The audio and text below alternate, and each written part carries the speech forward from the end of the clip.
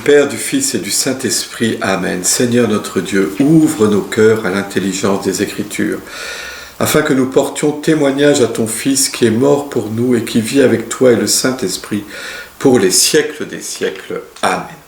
Voilà, bonjour à tous. Dans cette dernière méditation de la semaine, je vais un peu changer puisque je ne vais pas partir du texte de l'Évangile, mais de la première lecture. Je ne pouvais pas laisser passer ça, la première lecture qui est un extrait du poème de la femme parfaite dans le livre des Proverbes. Je ne sais pas si vous avez déjà vous avez pris le temps de lire, donc c'est au chapitre 31 du livre des Proverbes, c'est vraiment la toute fin du livre des Proverbes.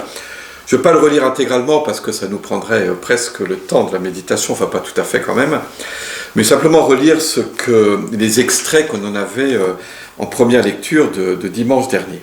Une femme parfaite qui la trouvera. Elle est précieuse plus que les perles.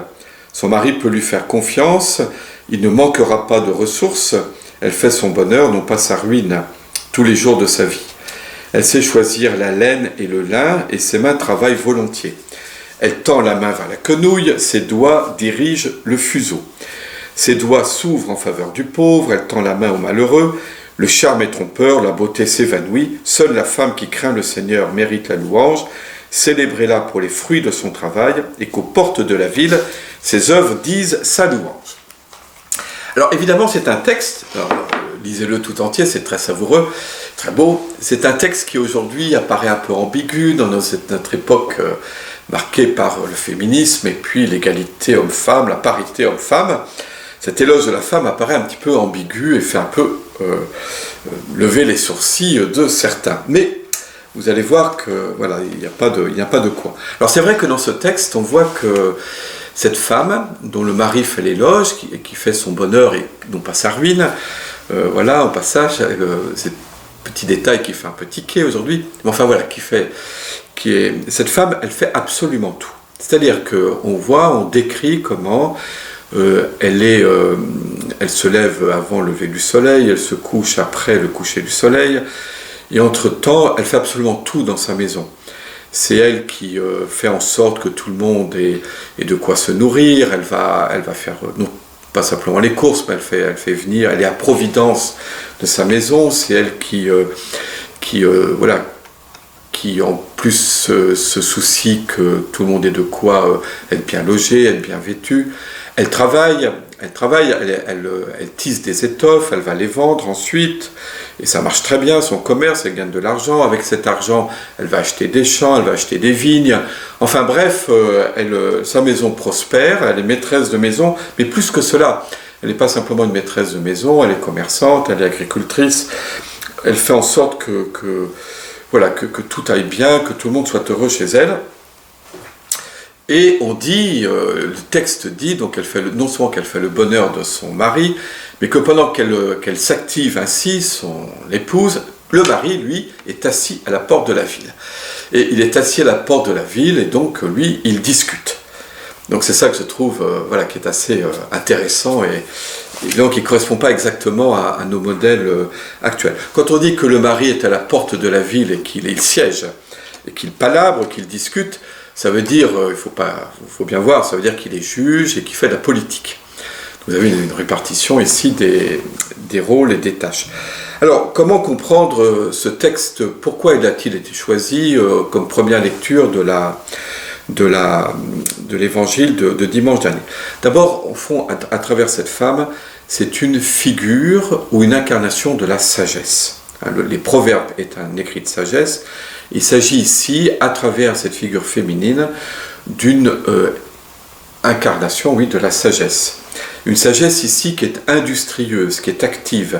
C'est la raison pour laquelle ça a été choisi comme première lecture de l'évangile de dimanche, parce que on fait l'éloge du serviteur bon et fidèle qui va se mettre à l'œuvre pour que le don de Dieu fructifie. Au contraire, la parabole juge, critique le serviteur mauvais et paresseux. On peut dire que le poème de la femme parfaite, c'est enfin l'éloge de Marthe. Vous savez, Marthe et Marie qui est au pied de Jésus et qui l'écoute, et Marthe qui s'active au service de la table, et Jésus qui dit « Marthe, Marthe, tu t'agites pour bien des choses, Marie a choisi la meilleure part.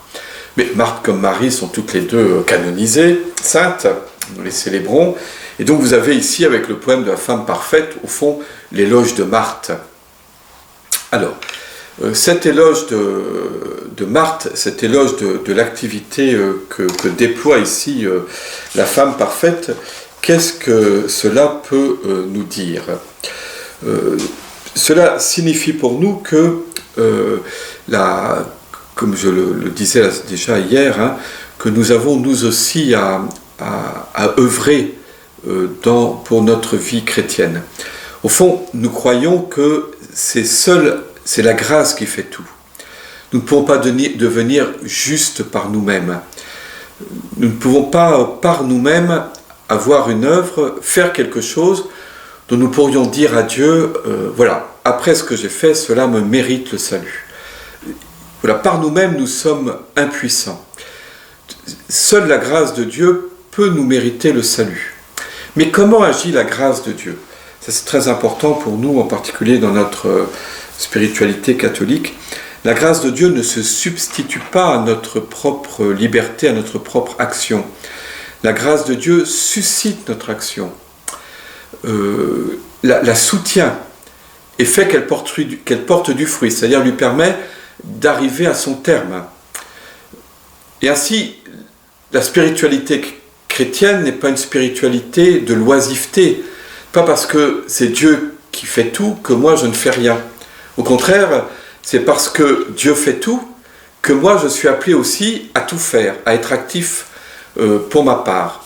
La grâce de Dieu, je redis ça, ne se substitue pas à notre action, mais au contraire la suscite, la soutient et lui permet d'arriver à son terme. Son terme, c'est-à-dire de pouvoir nous permettre d'entrer dans la vie éternelle.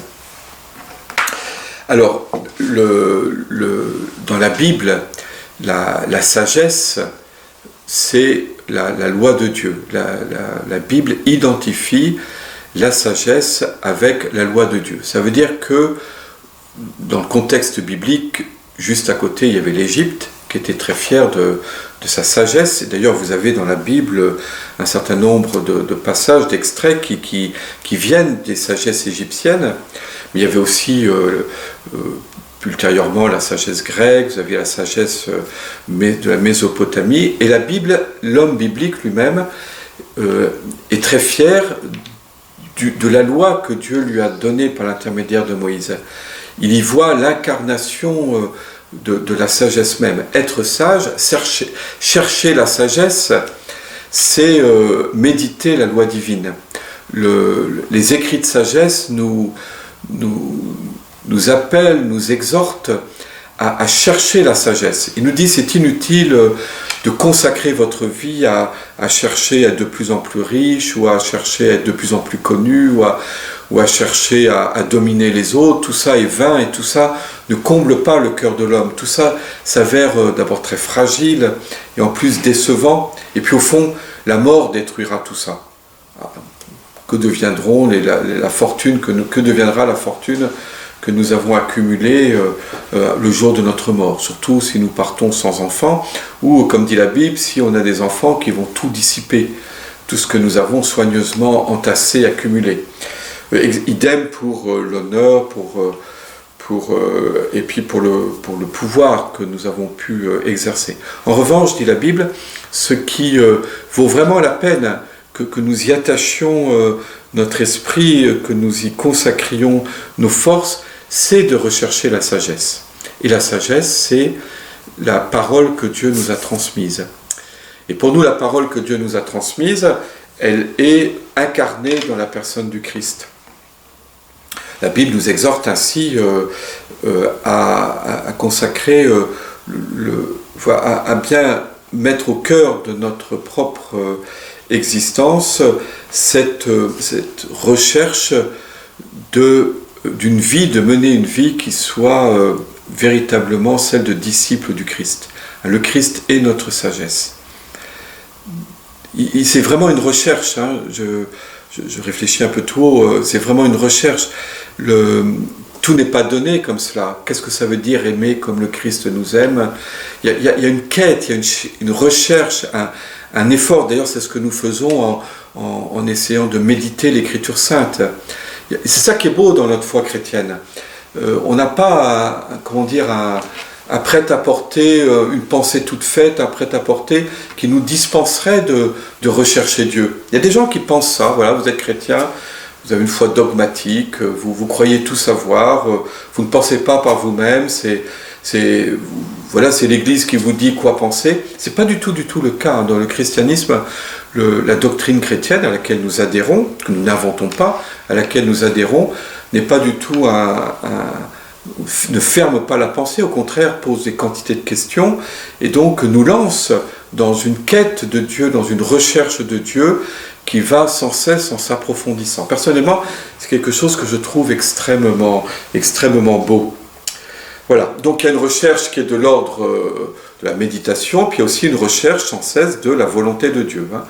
Dans toutes les situations de mon existence, que signifie le commandement d'aimer? Un dernier mot sur cette sagesse, donc industrieuse, active, et qui comble, voilà, comme la femme parfaite du livre des Proverbes. Un dernier mot sur cette sagesse. La sagesse chrétienne, aux yeux du monde, apparaît parfois comme une folie. C'est la folie de la croix. C'est ce que saint Paul développe en Épître aux Corinthiens. Première Épître aux Corinthiens, il y a la sagesse chrétienne apparaît comme un excès aux yeux du monde. Et le monde qui nous traverse. L'amour chrétien qui va jusqu'au bout du don de soi apparaît comme un excès. Quelque chose qui est excessif, qui peut apparaître comme une folie. Par exemple, le mariage pour la vie. Par exemple, l'engagement dans la vie consacrée. Par exemple, un amour qui va jusqu'au martyre, jusqu'au don de soi. Cela apparaît comme une espèce de folie. Allez, c'est trop, voilà, c'est trop. Eh bien oui, l'amour chrétien, l'amour qui a été manifesté en Jésus-Christ, qui est l'amour même de Dieu, qui est la sagesse suprême, aux yeux de l'homme marqué par le péché, ben c'est trop. Voilà. Mais c'est ce trop, cet excès auquel nous sommes appelés et que nous sommes appelés à vivre par la grâce de Dieu. Voilà, je vous souhaite un bon dimanche et je vous dis à la semaine prochaine.